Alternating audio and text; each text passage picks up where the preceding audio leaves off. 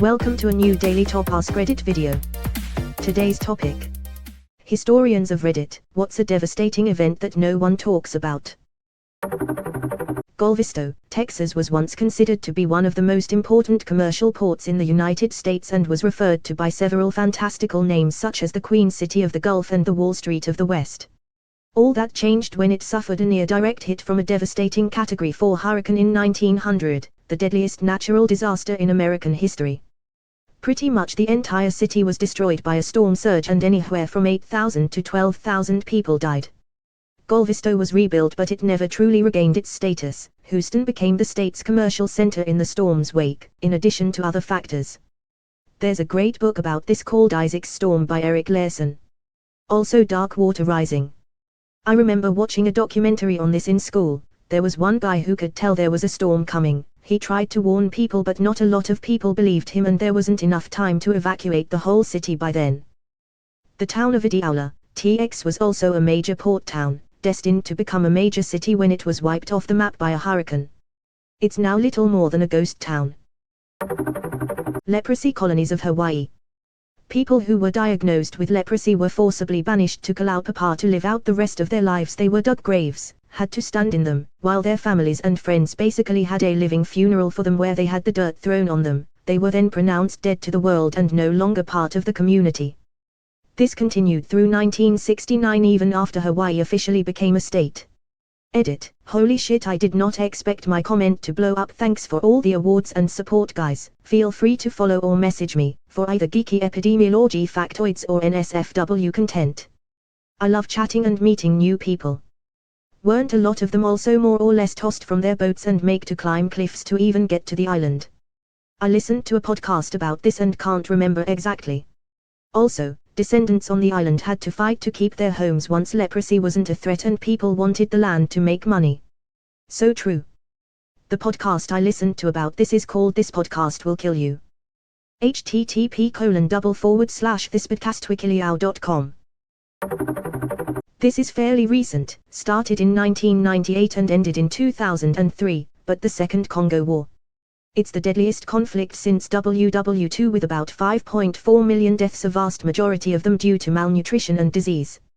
I didn't know that. Wow, a post-WW2 conflict deadlier than Vietnam sounds horrifying. The entire history of the Congo after King Leopold II is sickening. During WW2 the Japanese has invaded the Alaskan island of Attu. On the island was the village of Attu where the Aleutian tribe have lived for centuries. The only non-natives were the school teacher and priest husband and wife who were elderly and beloved by the townspeople. They were both shot by the Japanese. After that the Japanese loaded the native population onto ships back to Japan where they worked in POW camps where many died from disease and execution. When the war ended only a handful of the native population survived and they went back home only to find their village burned down. They left the island and it now remains uninhabited, basically driving the Attu tribe to extinction. Due to its lack of population and unique location, Attu has become a bastion for birdwatching enthusiasts, aka birders. As featured in the Steve Martin comedy The Big Year, which itself is a relatively unknown and underrated comedy. In 535, humans went through hell. Many reported a strange color in the skies, not just in Europe. A dense, dry fog was also reported in Asia and the Middle East. Even the regions, now known as the Americas, weren't spared. For example, drought in Peru. Temperatures were rather low in some places. It snowed either in the summertime. One survivor, a Roman politician named Cassiodorus, explained about the bluish sun and no shadows being cast, even in the noon. It has been hypothesized that Iceland holds the reason for the events between the years 535 and 536. Iceland is known for its volcanoes, and it was possible one such was to blame. Edit. Thanks for the sliver. Something similar happened in 1816, the year with the utter summer that was caused by a volcano in Indonesia erupting in 1815. I believe that would be Mount Tambora. And to think less than 100 years later, there was Krakatoa. And then less than a decade later the Justinian plague hit in 541. When the Black Death hit Europe in the 14th century it was less than a decade after an infamous mass famine. Seems like volcanoes cause the earth to cool, mass crop failures and mass starvation happens. Lack of nutrition destroys people's immune systems, and so plague then ravages through. Mass starvation causes people to flock to the cities in search of anything resembling work. There, overcrowding in squalid conditions while suffering from malnutrition causes epidemics, civil war and other insanity. We have seen this recently in Syria and will see more of it as climate change drives more rural peoples out of their homesteads throughout the world.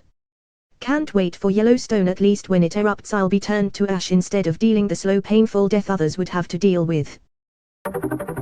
I'm always amazed that people know so little about Pol Pot and Cambodia. His regime killed 25% of its population. Let that sink in. 1 in 4. If you were educated, you were first killed. When my mom was in college she had a Cambodian classmate who was studying with her while his wife and child stayed in Cambodia. When shit started going down he insisted on returning to Cambodia to get his family out.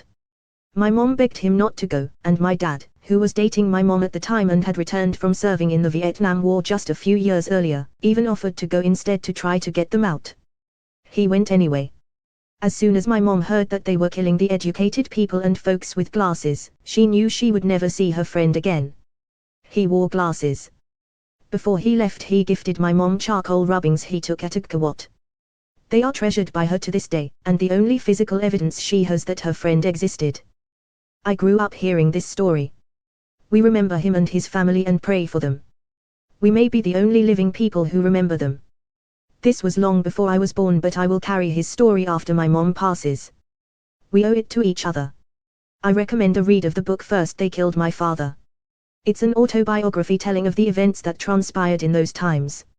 Also Pol Pot left enough landmines to kill the current population twice over. There's a movie adaptation on Netflix right now of it. One thing that doesn't get talked about was more of a phenomenon or major problem than event, and that was how many people died in theater fires due to poor design, combustible materials, few fire exits, and panic. One of the worst was the Iroquois Theater in Chicago, 1903, which is both the deadliest theater fire and the deadliest single-building fire in U.S. history, where patrons died after sparks from an arc light set a curtain on fire. Then a chain reaction started, exacerbated by failures of the things in place that were supposed to combat fire. The theater had been overbooked to compensate for earlier poor sales, causing some to sit blocking the exits. The fire was immediately worsened when performers opened the stage door to get outside, as it turned the fire into a fireball. Many people were held inside by iron gates that had been put in place to prevent people from sneaking in without paying. As people fled, they tumbled downstairs, trampled each other, and got squashed to death. Their unfamiliarity with the building got them stuck in dead ends and up against windows. Many jumped from fire escapes and died, while those behind them were saved, the bodies of the earlier jumpers cushioning their falls. All in all, 602 people died, many were children. The story is a lot more complicated and sordid with city corruption, etc. The one takeaway is the incident promoted the development and use of the panic bar. Sorry this is so poorly written. I was trying to write it really fast on my phone. Thanks to everyone who is providing more stories and info for me to look at. I love it. Triangle Shirtwaist Factor Fire in 1911 is what your post reminds me of. Deadliest industrial fire at the time, I believe. 146 deaths in total and just an absolute clusterfuck of neglect. That one came to mind too. Especially the part of people having to jump for their lives and exits being rigged so they couldn't be opened. I manage a school theater, and all of my students learn about this one. One thing I point out is that a lot of the same fire safety devices and procedures we have now existed then, but were defeated. Fire hatches in the roof should have prevented the backdraft, but were nailed shut. The fire curtain was blocked, and built so poorly it wouldn't have helped anyway. If they're still interested, I cover the station nightclub fire as well. Beverly Hills Supper Club, Kentucky, and the station nightclub, recent with color video, are additional examples. Fire codes are written in blood. Ghost Ship Warehouse fire was super recent. A friend of mine died in it, along with about 30 others. The station fire video is haunting. That shot of the people stuck in the door is forever burned into my memory.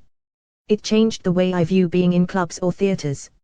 Know your exits, and most importantly, if things don't seem right, act accordingly. Don't wait for someone to make an announcement. Cambodian genocide. They killed so many kids that the life expectancy was 18. They killed people with glasses for being intellectuals too, IIRC. When you thought somebody had to die because they were an intellectual but they actually just need their glasses to read the menu at McDonald's from more than 5 feet away without struggling. As someone who is legit blind, I still cannot see why glasses are so associated with academia while other health aids are associated with medicine and disability. It's a weird distinction. Like, I don't wear my glasses because I'm scholarly, I wear them so people have faces and aren't just big head-shaped blobs. A not so fun fact: the Khmer Rouge insisted their soldiers killed them with only blunt instruments as they wanted to make sure they saved money on ammunition, so no guns. So the executions were needlessly painful and drawn out, just to add some extra pain to the situation. They have a shrine with thousands of skulls all sorted into categories of which blunt instrument killed them. Cambodian here. So far as I know, the number of people on my dad's whole side of the family who survived could be counted on one hand, with fingers left over. My mom's side was luckier, but she still lost about 4 to 5 brothers and sisters. The janitor at my high school was Cambodian. He had a graduate degree and was himself a school teacher in Cambodia. Because he was educated, he was marked for death, and probably his whole family, too. He swam across a river into Thailand along with his wife and 6 kids. Put all 6 kids through college sweeping floors. I visited the school converted to a prison and the killing fields when I went to Cambodia, and it was horrifying. Besides the killing tree, the most heartbreaking thing was at the school they had pictures of all the people killed. There was one little boy who looked so terrified, but you could tell he was trying to be so brave. It is astonishing how cruel people can be. Tuol Sleng. That place was haunting.